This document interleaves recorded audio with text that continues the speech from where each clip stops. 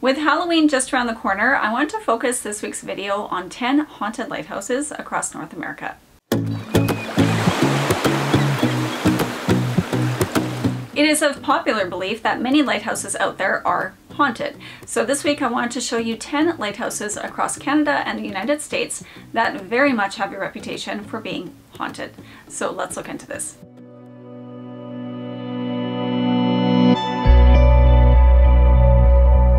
This lighthouse, like many, has quite the history to it. It began as a 1.5-story building in 1830 with a second story added on in 1883 to house 2 keepers and their families. But the light was eventually deactivated in 1966. This lighthouse sits within Point Lookout State Park, and back in the day this was home to a prisoner of war camp as well as an army hospital. So as you can imagine, a lot of lives were lost here, and it's believed that there are well over 3,000 people that are buried on the grounds here. So it's no wonder that so many people believe this lighthouse is haunted. There was a team of parapsychologists that visited this lighthouse about 20 years ago, and what they experienced was very spooky to say the least.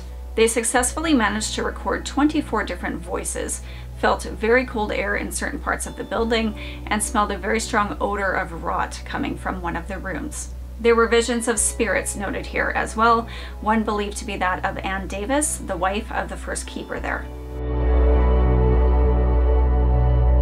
This lighthouse was built in 1795 and is Maine's second oldest lighthouse. There have been many keepers here over the years, but the haunted story with this location revolves around one of those keepers and his wife. They had recently married and moved to this lighthouse. To keep his wife from getting overly bored during the winter months, he bought her a piano, but it only came with one sheet of music, which she learned to play, but played it over and over and over again. This apparently drove her husband to the point of insanity, where he then reportedly took an axe to the piano and then to his wife. Shortly after, he took his own life as well. It's said that his ghost has been spotted in the home, and sometimes on quiet evenings you can hear a piano being played. This one was built in 1875 and became automated in 1963. The very first keeper here was a man by the name of William McDonald, who held the position as keeper for 50 years and affectionately became known as Lighthouse Willie. It's been reported that he didn't miss a single night of work in his entire career here. In 1987, this lighthouse and its quarters were converted into an inn, and in the early days, volunteers would stay at the lighthouse when the manager and his wife were on days off. If there was nobody staying at the inn at the time the volunteers went there, they would simply check up on the place and head back home. A few people have said that while doing their checks, they had spotted the spirit of a bearded man in the premises that was always seen in this one particular bedroom. The volunteers would turn off all the lights and head out, only to look back and see the lights turned back on again. It is believed by many that this is the spirit of William McDonald, just making sure everything is still okay at his lighthouse.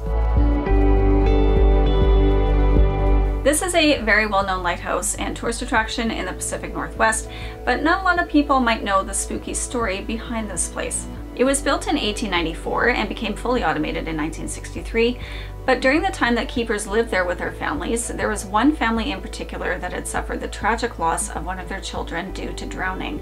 It has been claimed by several people that a vision of an older woman lingers here, and they believe it is the mother of the child that had passed here, as an unmarked grave had been found in the forest nearby. A group of college students had come here once and used their Ouija board to try to get more clues to this mystery woman, and the board spelled out the name Rue. So people now think this lady's name may have been Rue, and thus go by that name when referring to this spirit.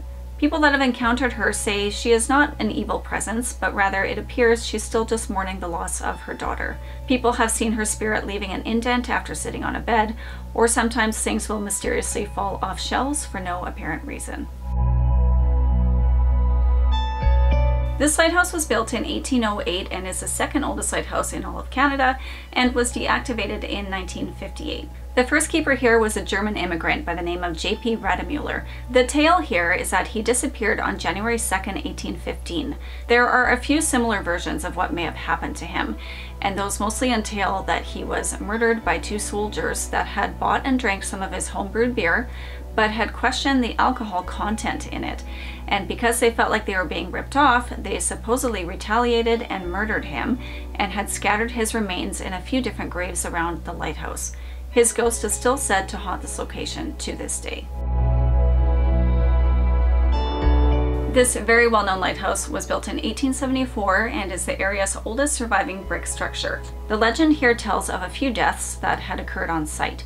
One of those involves the death of two young daughters of the superintendent of the lighthouse construction crew. They had been playing on a supply cart that ran on tracks, but had hit a gate which made it flip over on top of them, and they did not survive. There are reports of another young girl around the age of 10 that had also lost her life here, but not many details were recorded about that particular incident. But people have reported seeing a few spirits of young girls in the area.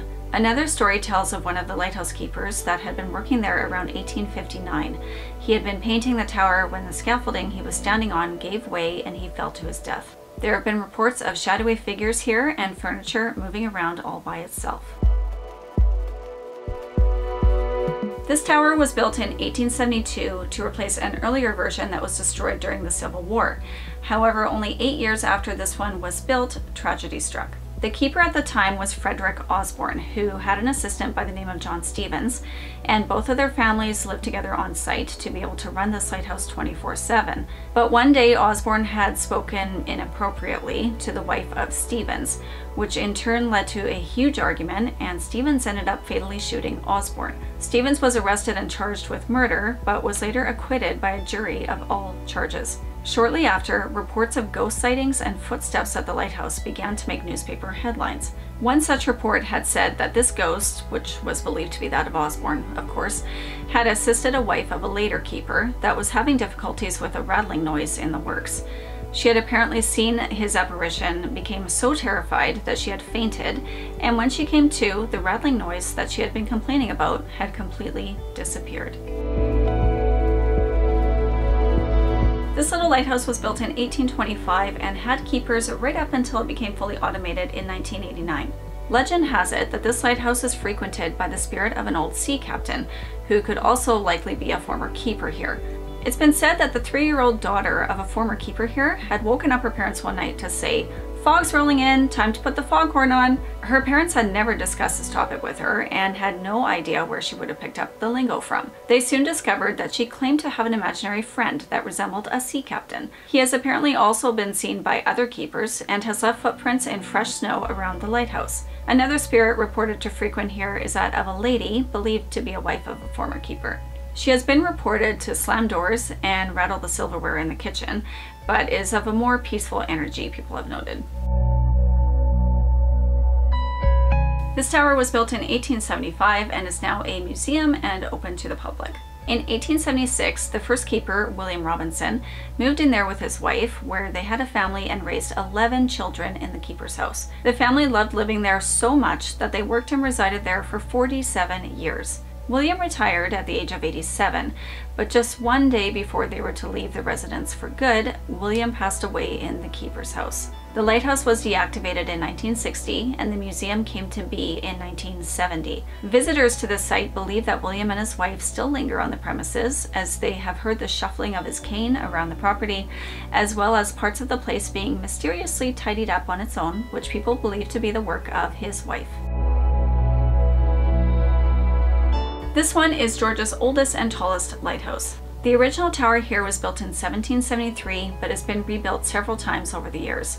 The current one is the 4th version here. There are many reports of people seeing apparitions here, including that of a little girl wearing historic clothing while climbing the staircase. She reportedly warns visitors not to proceed up the stairs any further. Some people guess that she may have been one that perished in one of the previous versions of the lighthouse that crumbled to the ground during a severe storm. Other spooky reports include that of phantom whistling, footsteps, flashing lights, and circus music playing out of nowhere.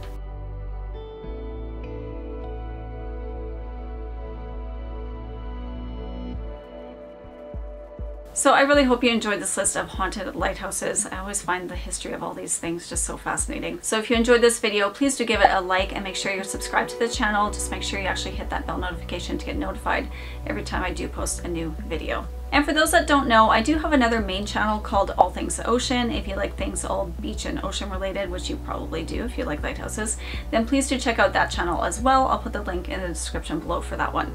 Thanks for watching, you guys, and I will see you on the next one. Happy Halloween!